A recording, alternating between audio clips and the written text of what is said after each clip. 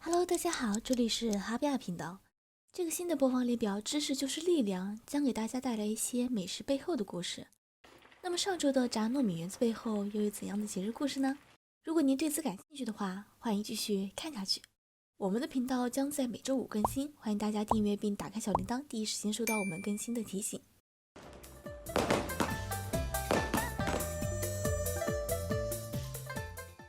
正如开头所说，今天的这支视频将给大家介绍中国的4大传统节日之一——春节。在2021年中，2月11号是除夕，2月12号是农历新年的第一天。当你们看见这支视频的时候，距离春节已经过去1周。想必你们无论是亲身经历，还是在网络上围观，都会对于春节有一些自己的疑问吧？希望这支视频能为大家解答。首先，让我们谈一下春节的起源。关于春节的起源有许多种说法，其中几种比较具有代表性的说法，如春节源于腊祭、春节源于巫术仪式、春节源于鬼节等等。但其中被普遍接受的说法是，春节由虞舜时期兴起。公元前2000多年的一天，舜即天子位，带领着部下人员祭拜天地。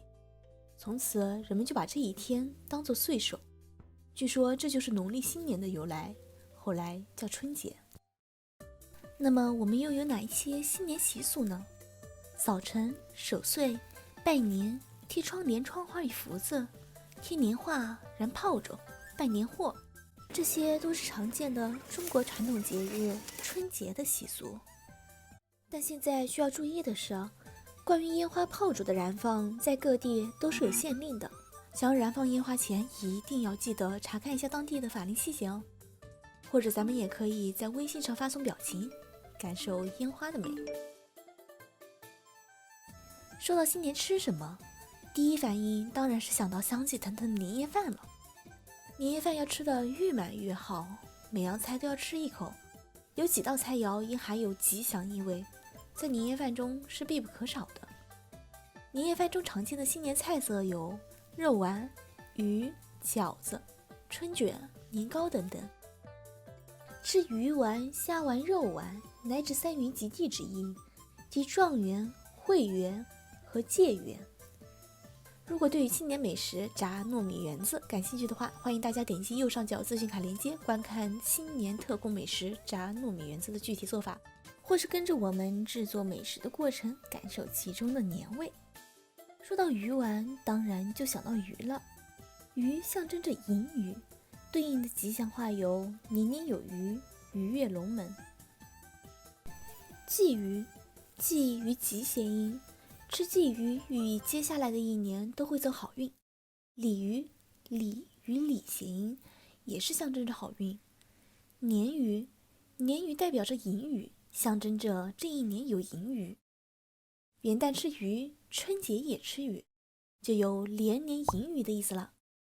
不过餐桌上的鱼在这场年夜饭中却是不能吃的，因为这代表了年年有余之意。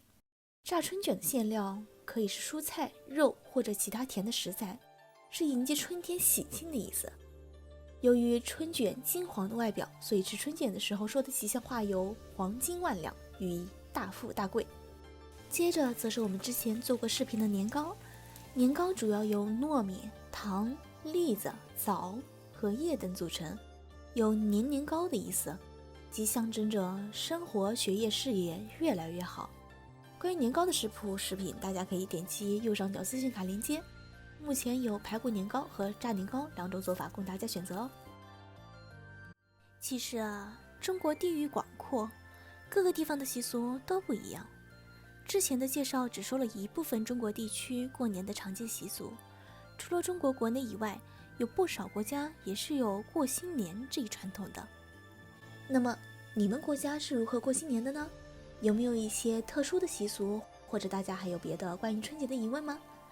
欢迎在评论区进行讨论分享你在过新年这一天的个人或家庭传统。当然，如果在视频中有讯息和你所了解到的春节不符，也十分欢迎大家的指正和讨论。